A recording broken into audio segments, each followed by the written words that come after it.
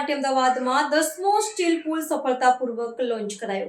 Mumbai Ahmedabad high speed rail bullet train પ્રોજેક્ટની નિર્માણ કામગીરીમાં એક વધુ મહત્વપૂર્ણ સિદ્ધિ હાંસલ કરવામાં આવી છે. ગુજરાતના અમદાવાદ જિલ્લામાં પશ્ચિમ રેલવેની સુવિધા લોન્ડ્રીની ઉપરથી પસાર થનારા 60 મીટર લંબાઈના 10મા સ્ટીલ પુલનું સફળતાપૂર્વક અનાવરણ કરવામાં આવ્યું છે.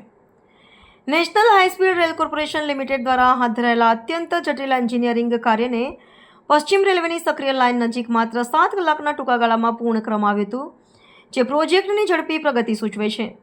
આ સ્ટીલ પુલનું વજન આશરે 485 મેટ્રિક ટન છે, જે મહારાષ્ટ્રના વર્ધા ખાતેની વિશિષ્ટ સુવિધામાં તૈયાર કરવામાં આવ્યું હતું અને ત્યારબાદ તેને અમદાવાદ સુધી પરિવહન કરવામાં આવ્યું હતું.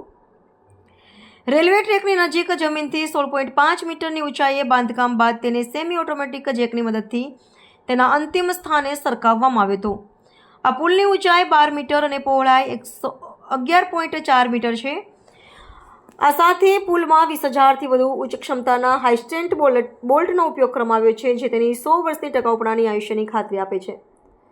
આ 10મો સ્ટીલ પુલ બુલેટ ટ્રેન પ્રોજેક્ટ માટે અત્યાર સુધીમાં ગુજરાતમાં લોન્ચ થયેલા સ્ટીલ પુલોની શ્રૃંખલામાં એક મહત્વપૂર્ણ કડી છે. આ પ્રકારના સ્ટીલ પુલોના નિર્માણથી મેક ઇન ઇન્ડિયા પહેલને મોટું પ્રોત્સાહન મળે છે, કારણ કે તેનું ઉત્પાદન દેશભરમાં આવેલી વિશિષ્ટ વર્કશોપ્સમાં કરવામાં આવ્યું છે. અમદાવાદમાં સ્ટીલ પુલનું સફળતાપૂર્વક સ્થાપન બુલેટ ટ્રેન કોરિડોરને નિર્ધારિત સમયમાં પૂર્ણ કરવાના નિર્ધારને દર્શાવે છે, જે ભવિષ્યમાં મુંબઈ અને અમદાવાદ વચ્ચેના અંતરને માત્ર 2.5 કલાકમાં કાપવાનું શક્ય બનાવશે.